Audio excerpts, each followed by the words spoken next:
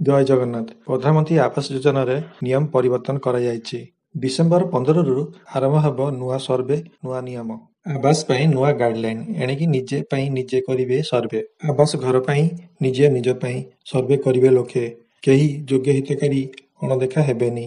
ଖୋଜି ଖୋଜି ଯୋଗ୍ୟ ହିତକାରୀଙ୍କୁ ଘର ଦିଆଯିବ। ପ୍ରକୃତ ହିତକାରୀ ପାଇବେ ଘର।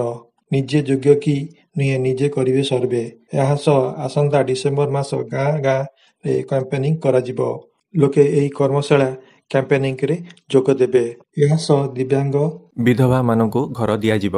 ସର୍ଭେ କରାଯିବ ଆଉ ତାଙ୍କୁ ସିଏମ ଆବାସ ଯୋଜନା ତାଲିକାରେ ନାଁ ଅନ୍ତର୍ଭୁକ୍ତ କରାଯିବ। ସିଏମ ଆବାସ ଯୋଜନା ଅନଲାଇନରେ ଆବେଦନ କରାଯାଇପାରିବ।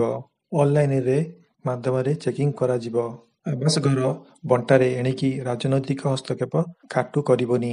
କେହି ଚାହିଁଲେ ବି ଯୋଗ୍ୟ ହିତାଧିକାରୀଙ୍କୁ ଆବାସ ଘର ଦେବାରୁ ଅଟକାଇ ପାରିବେନି। ବ୍ଲକ କୌଣସି କର୍ମଚାରୀ, ପଞ୍ଚାୟତ ନିର୍ବାହୀ ଅଧିକାରୀ କି ସରପଞ୍ଚ ଜରିଆରେ ଆଉ ଆବାସ ସର୍ଭେ ହେବନି।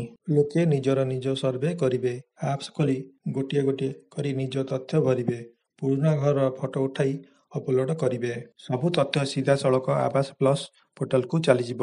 ପ୍ରଧାନମନ୍ତ୍ରୀ ଆବାସ ଯୋଜନା ଗ୍ରାମୀଣ ଘର ଦେବାକୁ ପଞ୍ଚାୟତରାଜ ବିଭାଗ ପ୍ରସ୍ତୁତି କରିଥିବା ନୂଆ ଗାଇଡଲାଇନ ଏଭଳି ବ୍ୟବସ୍ଥା ଯୋଡ଼ିଛନ୍ତି। ପୂର୍ବରୁ ବାଇକ୍, ଫ୍ରିଜ ଓ ଲ୍ୟାଣ୍ଡଲାଇନ ଫୋନ ଥିଲେ ଆବାସ ଘର ମିଳିବନି ବୋଲି ନିୟମ ଥିଲା। କିନ୍ତୁ ଏହାକୁ ବଦଳାଇ ଦିଆଯାଇଛି। ଏସବୁ ଥିଲେ ବି ଆବାସ ଘର ଦିଆଯିବ। ପୂର୍ବରୁ ପରିବାରର ମାସିକ ଆୟ ସୀମା ସର୍ବାଧିକ 10,000 ରହୁଥିଲା। ଏହାକୁ 15,000 କରାଯାଇଛି। ଯଦି କୌଣସି ଅଯୋଗ୍ୟ ବ୍ୟକ୍ତି ତାଲିକାରେ ଥିବେ, ଲୋକେ ସେଇ ନେଇ ଟେଲିଫୋନ ଫ୍ରି ନମ୍ବର, ପଞ୍ଚାୟତ ଓ ବ୍ଲକ ଥିବା ଅଭିଯୋଗ ବାକ୍ସ ଜରିଆରେ ଆପତ୍ତି ଉଠାଇ ପାରିବେ। ଯେଉଁ ଆପତ୍ତିକୁ ବ୍ଲକ ସ୍ତରୀୟ 3 ଜଣିଆ କମିଟି ମାଧ୍ୟମରେ ସରଜମିନ ତଦନ୍ତ କରାଯିବ।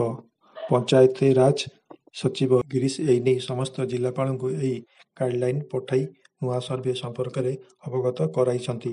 ଏ ଭିଡ଼ିଓଟି ଆପଣଙ୍କୁ ଯଦି ଭଲ ଲାଗିଥାଏ ଲାଇକ୍, କମେଣ୍ଟ ନିଶ୍ଚିତ କରନ୍ତୁ।